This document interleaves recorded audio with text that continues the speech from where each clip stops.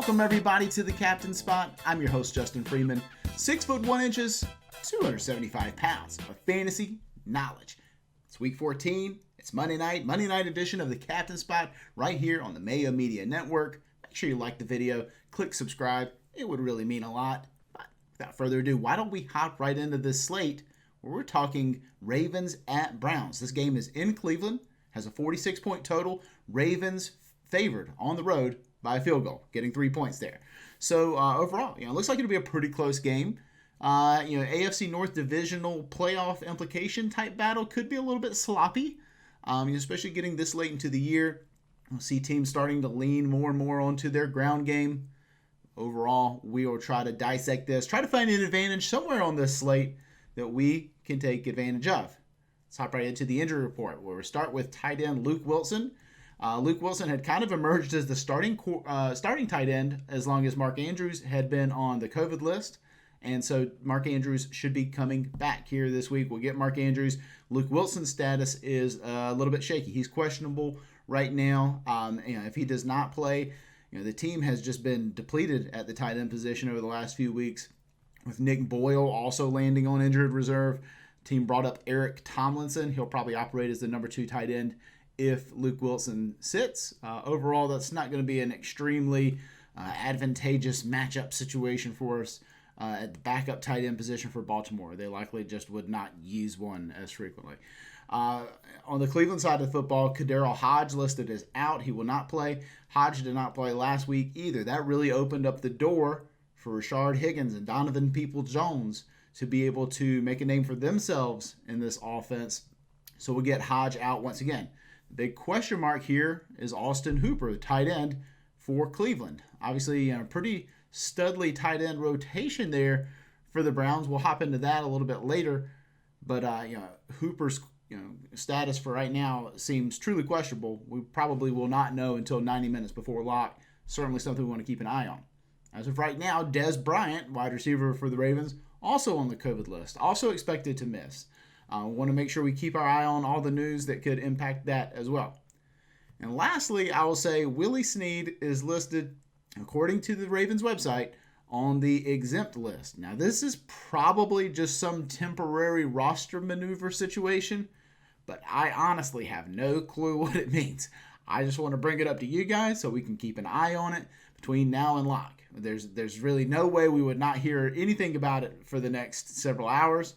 So just keep an eye on what it means for Willie Snead to be on the exempt list. Let's make sure he's playing if you're going to throw him in your lineups. For now, we're going to assume he is. I think that's probably just some sort of bookkeeping type of situation there for Willie Snead. Let's hop right into the prices here, where we start with quarterback position. Lamar Jackson, 11-8. Sure seems like a guy you're going to want to make to be a core part of your lineup. He kind of came in last week. It looked really good. Looked really, really good. And he's starting to run the football a little bit more. Seems to be beyond whatever, ailed him earlier this season, kind of through the middle part of the season. So overall, I'm optimistic on what this means for Lamar Jackson.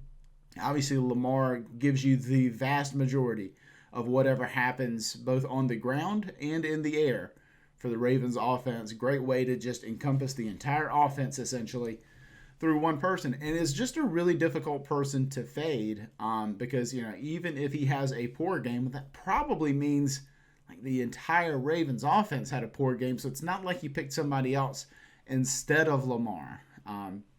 But then looking at the quarterback position on the other side, $10K for Baker Mayfield. Now that's a much dicier proposition. We just mentioned how teams may prefer to lean on a more run-heavy attack this time of year.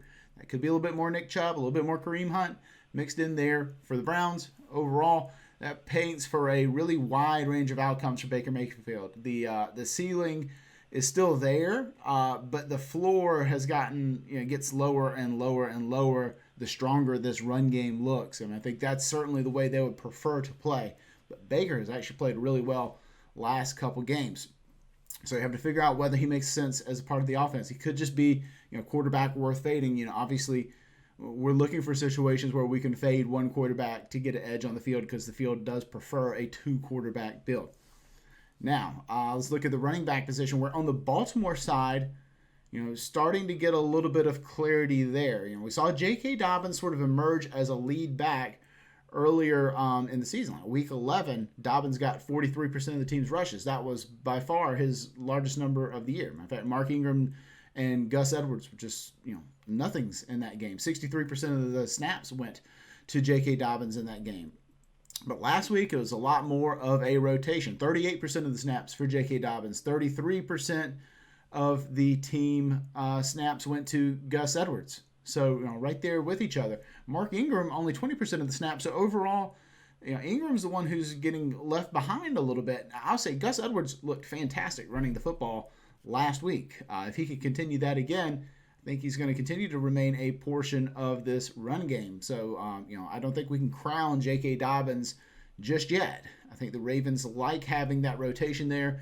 And so far, it seems like Ingram is the odd man out if there is one. So just keep that in mind. The price points are all pretty interesting. It's $8,200 to get to Dobbins, and that to me is a little pricey. Whereas you could get to Gus Edwards for $5,200, Mark Ingram $2,800. Now, the price point makes each of them interesting in their own right. Dobbins probably the guy I'm least interested in. I'd rather probably spend that money elsewhere.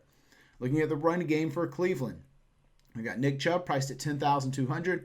Kareem Hunt, $7,200. Kareem Hunt's a guy we've kind of forgotten about lately because it has been a lot of Nick Chubb. No doubt about it. That price point though for Nick Chubb, is going to be tough to get there. Like he's going to need to eclipse a 100-yard bonus and a touchdown probably to get there. That may not be fair. It depends on the context of this slate.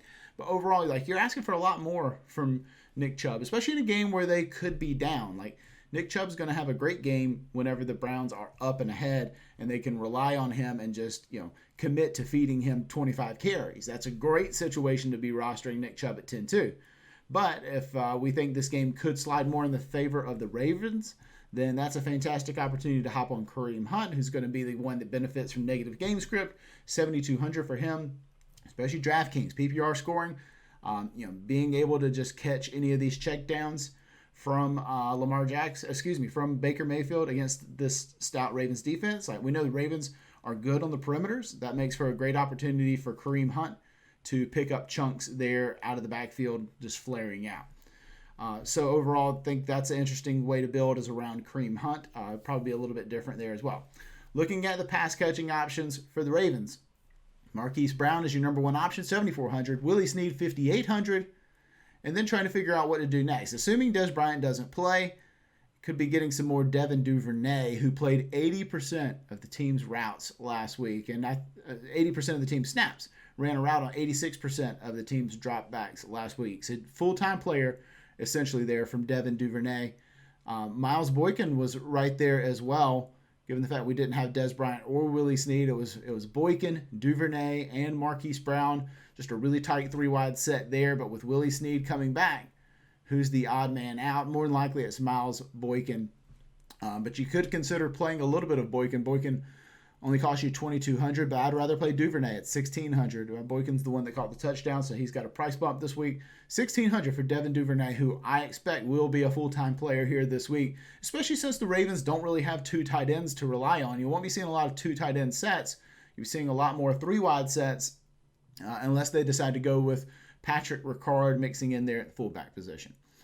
At tight end, Mark Andrews, $8,800. He'll be coming back. His first game, he's missed 2 games in a row now, thanks to the COVID situation, and he should be back ready to rock and roll. No problem firing him up. Playing a alpha tight end against the Browns has been a winning recipe for years now. So certainly in consideration there with Mark Andrews. On the Cleveland side of the ball with passing game, Austin Hooper is the guy we've got a question mark around right this second. $5,400, just a really strong threat from end zone to end zone. He's usable in the red zone. He's usable in the middle of the field. He's usable wherever. Just don't know whether he's going to get consistent targets, but there are targets to go around in this offense. Unless you think that Rashard Higgins is going to command just a ton of targets automatically, or Donovan Peoples-Jones is going to command a ton of targets, there are targets out there. And we saw 75% of the team snaps for Austin Hooper last week. Now behind him, there are 2 tight ends that we need to make sure we are aware of. It's $5,400 for Hooper, by the way. $4,200 for Harrison Bryant. $1,000 for David Njoku. And there's probably a really good opportunity to play Harrison Bryant, $4,200, because he doesn't have the name recognition that David Njoku does, and he's priced up $3,200 more. Now, I say pricing can be really subjective in Showdown, and so these guys probably deserve to be priced close to each other. But overall, so you're getting sort of a name brand discount and you're getting an ownership discount because of the price. Could be a good reason to get Harrison Bryant if Austin Hooper sits. But at the receiver position, obviously we'll have Jarvis Landry leading the way there at $9,400. Now he is a guy who's going to command targets. 41% and 31% of the team's targets over the last 2 weeks. That's fantastic usage there for Jarvis Landry.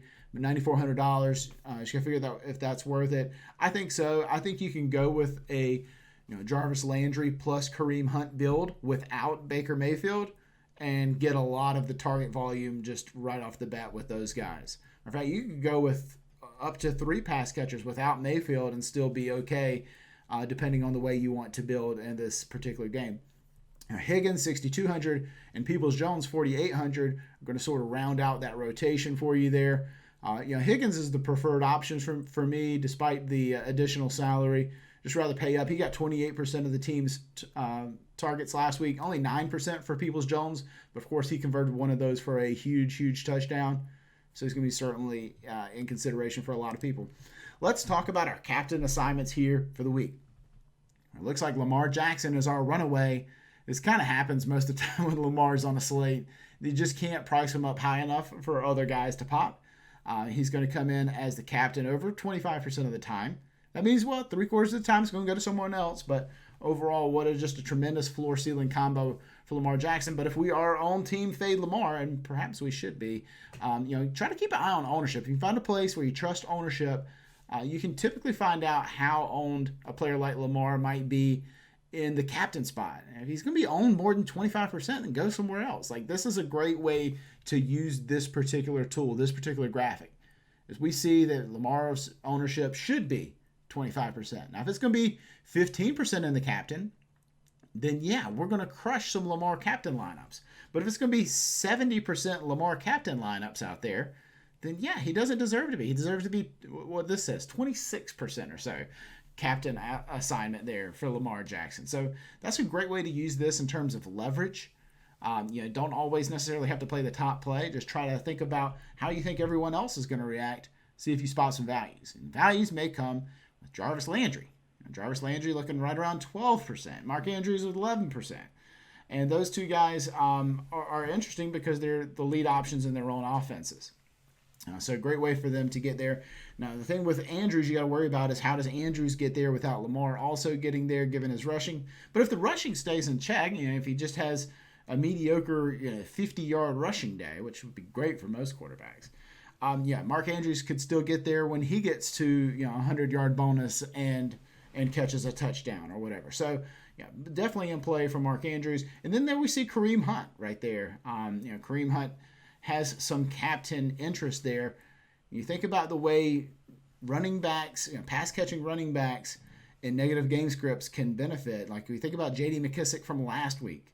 He catches 10 balls in a come-from-behind situation there for Washington.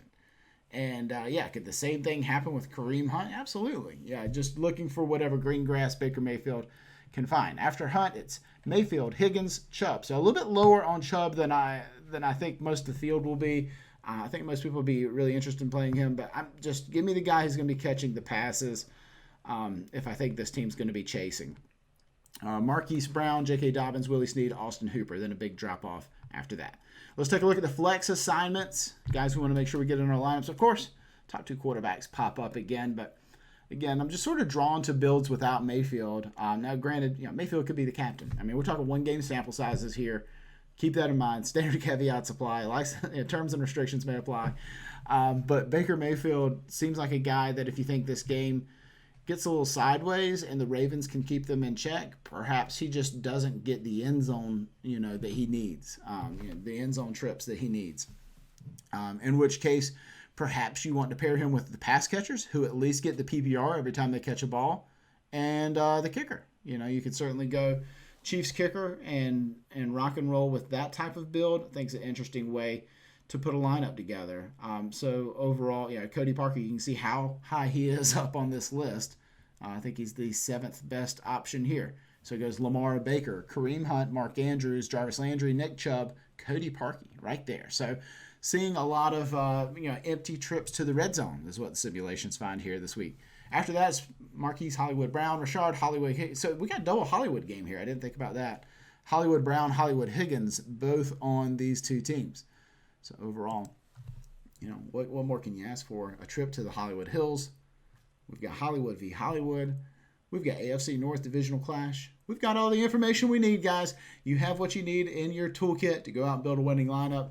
Hope that you will. Hope everything goes well for everybody. Build some great lineups. We'll see you guys on Thursday on the Captain Spot YouTube channel. Make sure you subscribe over there, youtube.com/thecptspot. You can get my show for Thursday Night Football and Sunday Night Football over there. You can subscribe on your favorite podcasting platform to the Captain Spot.